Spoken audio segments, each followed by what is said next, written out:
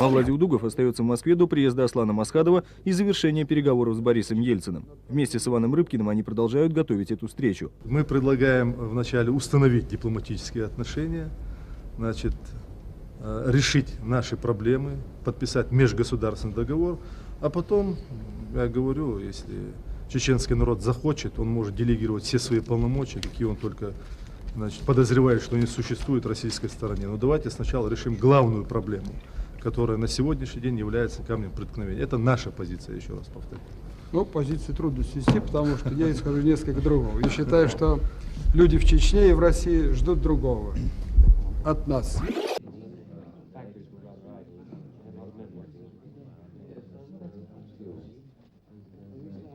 Но самое главное сегодня для нас, для тех, кто участвует в этом переговорном процессе, это добиться реального результата и добиться реальной стабильности на Кавказе.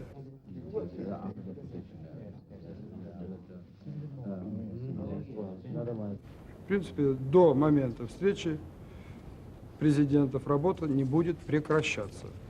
В том числе и над проблемой заложников, я хотел бы сказать, особо. Потому что здесь наши действия во многом совместны на сегодня. Да.